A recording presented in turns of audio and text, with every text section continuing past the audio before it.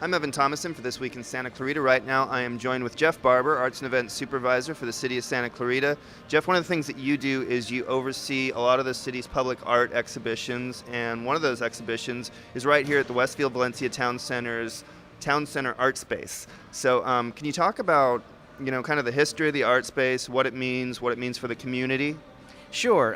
The space has been here about a year now, maybe a year and a half, and Westfield let us use this 20 by 20 foot space to curate exhibitions. We try to present a lot of different kinds of art to the public here in this space. We have a lot of space for sculpture, for interactive kind of exhibitions, and also we can put some art walls up and do some paintings. So we try to mix it up and do a lot of different things here. And right now we have an exhibition by Scott Bruckner, who we're going to catch up with in a moment. What goes into the process of selecting these artists? Well, there's a variety of different ways that these exhibitions happen. Sometimes we'll do research and we'll find traveling exhibitions that we decide to bring to the space. Other times artists will make themselves known to us, or we know them already and we kind of are interested in bringing that type of art. Again, we like to bring a variety of things to the space, and so we kind of look at our schedule and our calendar and what we've exhibited here thus far and what we want to continue to do. Or something that has been missing, we'll go out and try to find that kind of art and then curate it here and present the exhibits. And I think this is about the third or fourth exhibit that we've had so far? I think it's about the fourth exhibit. There's been 2 sculpture exhibits. We've had an interactive exhibit that was through Cal Arts, and that was through their integrated media class, and they did sort of an audio scavenger hunt through the mall, which is very interesting. And then we had Diane Fotorero with her metal sculptures. The art challenge was a fun one where we picked 5 artists, and then we had 5 different stores in Westfield Valencia Town Center that they go to, and they had to spend all of their money that they were given at that store, and everything they purchased from that store had to be used in an art piece. We call that Art Challenge 1. And we're going to be doing Art Challenge 2 the beginning of 2011, which I'm really excited about. And this exhibition by Scott Bruckner is recently installed. How long do residents have to see this? About 3 months is what we try to do, sometimes 3.5 months. I think the next show, which will be an exciting one on the 50th anniversary of Bubble Wrap, which is going to be very interesting and challenging, I think, for artists in the community, where we'll send out a request for people to create works of art, pieces using bubble wrap as a component, and we're going to program an area here with a bubble wrap room that people can go into and see the art that the artists have responded to with bubble wrap. So that's going to be pretty interesting. Jeff, I want to thank you. Right now we are going to go over to Scott Bruckner, the current artist featured in the Town Center Art Space at Westfield Valencia Town Center. Right now I'm here with local artist Scott Bruckner. Scott, you are the featured exhibit now in the Town Center Art Space. Can you talk about your collection? Well, the pieces that I've done, started to do them about 10 or 12 years ago, and I use basically typical wood that you would get at Home Depot or at Lowe's, and most of my pieces come from wood that I've gotten from there. A lot of it is already warped wood, and I warp it more to make more curvature in the pieces. This one piece that I'd like to talk to you about today is a part of this exhibit, and I want to thank the city for allowing me to exhibit my pieces here. It's really a great opportunity for a local artist.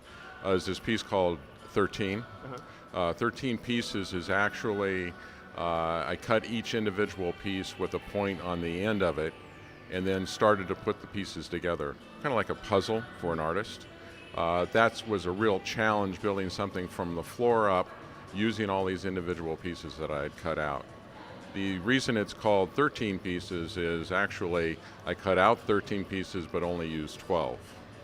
The thing that's interesting about the piece that I find is a lot of people, when you tell them that, they'll start counting the pieces to try to see if they can find all 12 pieces there.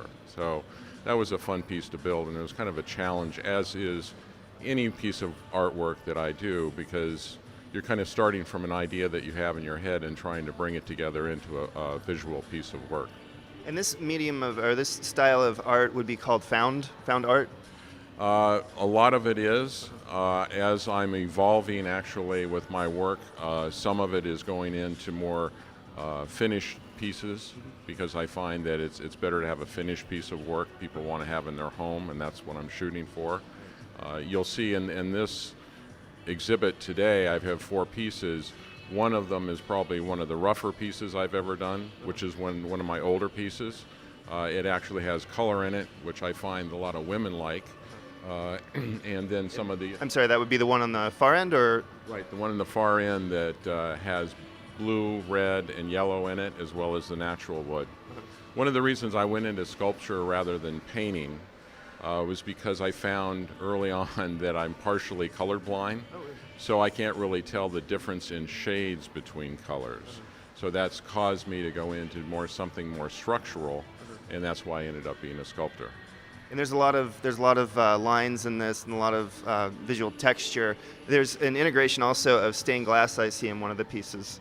Right. What I found was, and actually one time in my life I used to be a glass apprentice, so I know how to cut glass. Okay. So I figured, why not use that in my pieces, so that I have started to integrate in the last 3 or 4 years stained glass into the pieces instead of just painting onto them. So. What's the reaction that you get the most about your pieces of art? The reaction I get is a lot of times people say, I've never seen anything like this before, which is exactly what I'm shooting for. I'm not a trained artist, but I've certainly done a lot of reading and up on the obvious medium and different techniques to use. And what I'm shooting for is to do something totally unique. One of my mentors is Alexander Calder, and Calder was the first one ever to make a mobile. Before he had done it, it had never been done before. So I'm shooting to do something different, not like everybody else. So take us through a little bit of the process when you're starting with absolutely nothing. What's your inspiration, and where do you draw your inspiration from? Actually, for my day job, I've been in insurance, and so a lot of times it's a pretty dry, business to be in. So I'll be in a meeting or something, and sometimes a thought will just come to me, and I'll start to sketch out an initial design of how to put the pieces together, and then I'll go into my studio and start to actually build the piece. So, and then when it comes out kind of like the initial drawing, I'm a lot of times surprised that it's come out as well as it has. Right. So that's a part of the challenge. Okay. Well, Scott, I want to thank you for sharing your art with everyone in Santa Clarita. I want to thank you for joining us today on This Week in Santa Clarita. If you haven't seen it yet, make sure you come down to the Town Center Art Space at the Westfield Valencia Town Center to see Scott Bruckner's work in person.